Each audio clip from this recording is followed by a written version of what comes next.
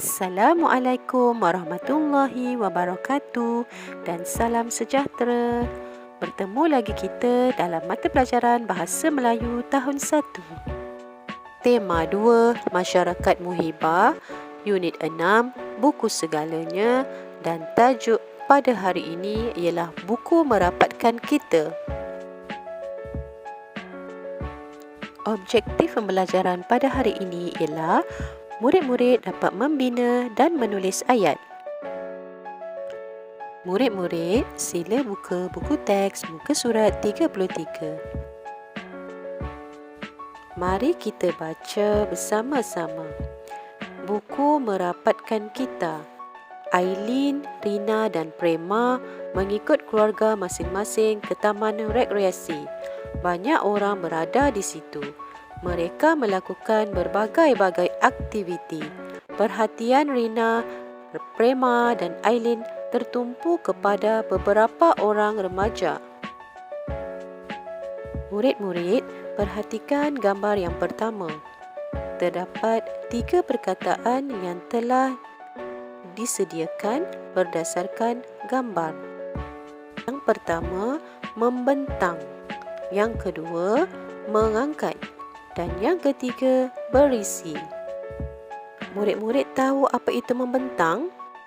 Membentang di dalam gambar bermaksud menghampar. Mari kita baca bersama-sama ayat yang telah disediakan. Yang pertama, 2 orang remaja lelaki membentang tikar. Yang kedua, 2 orang remaja perempuan mengangkat kotak. Yang ketiga, kotak itu berisi buku. Sekarang, teliti gambar yang kedua pula. 3 perbuatan ataupun kata kerja yang terdapat di dalam gambar ialah menyusun, berkumpul dan meminjam. Murid-murid, cuba kamu masukkan perkataan ke dalam ayat yang telah disediakan. Apakah perkataan yang sesuai untuk melengkapkan ayat yang pertama? Ya, betul. Menyusun. Mari kita baca sama-sama ayat yang telah dilengkapkan. Mereka menyusun buku-buku di atas tikar. Baik murid-murid, apa pula perkataan kedua? Ya, betul. Berkumpul. Orang ramai berkumpul di situ. Apa pula perkataan yang ketiga? Pandai. Meminjam. Mereka meminjam buku-buku itu.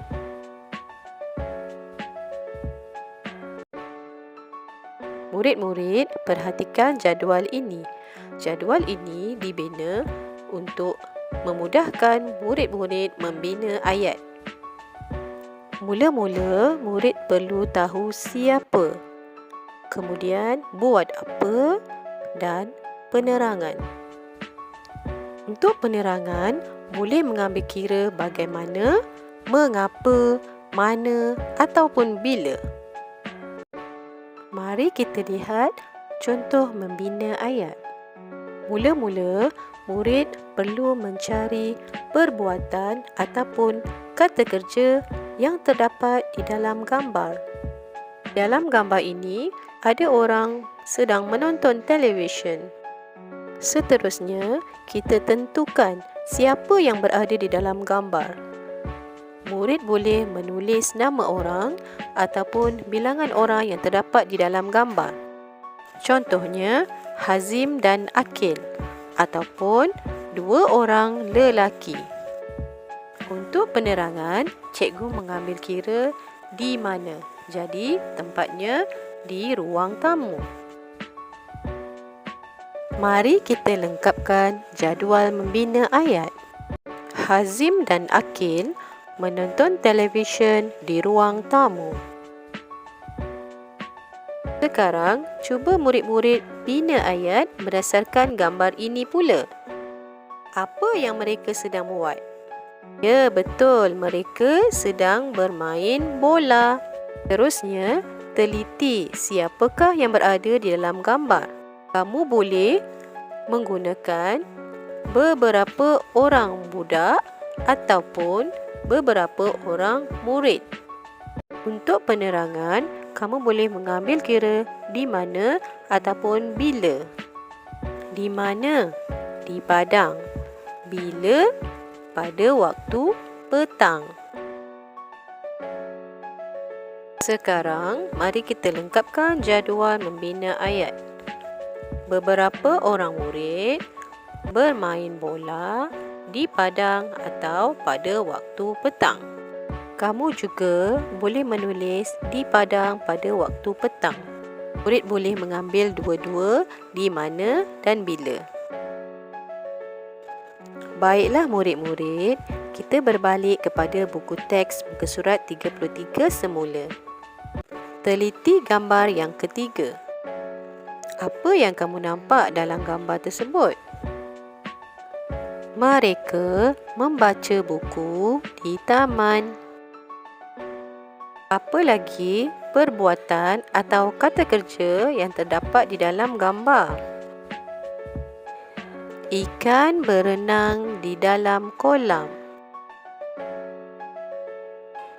Baiklah murid-murid, cikgu harap kamu faham dengan jelas cara untuk membina ayat berdasarkan gambar. Sekarang, masa untuk membuat tugasan. Buka buku aktiviti muka surat 37. Seperti biasa, sebelum membuat suatu tugasan ataupun latihan, murid-murid perlu membaca arahan terlebih dahulu. Susun semula frasa untuk membina ayat berdasarkan gambar. Maksudnya, frasa telah disediakan. Murid perlu menyusun semula supaya menjadi ayat yang lengkap dan betul. Tengok contoh yang pertama. Penduduk Taman Muhibah menceriakan pondok bacaan mereka. Penduduk Taman Muhibah menunjukkan siapa, menceriakan, menunjukkan buat apa, dan pondok bacaan mereka menunjukkan penerangan apa. Tengok frasa dan gambar yang kedua pula. Keliling pondok, Rina dan kawan-kawannya membersihkan kawasan. Mula-mula kita cari siapa. Okey, betul. Rina dan kawan-kawannya. Kemudian kita tengok buat apa. Ya, membersihkan kawasan. Terusnya kita tengok pula penerangan. Penerangannya keliling pondok. Setelah selesai menyusun frasa dengan betul, tulis semula ayat yang lengkap di tempat yang disediakan. Untuk latihan muka surat 38, murid-murid diminta untuk bina ayat berdasarkan frasa. Maksudnya, murid-murid perlu membina ayat dengan menggunakan frasa yang telah diberi. Harap ibu bapa atau penjaga dapat membantu anak-anak untuk membina ayat berdasarkan gambar dengan betul. Itu sahaja untuk hari ini. Selamat belajar. Terima kasih. Assalamualaikum. Bye.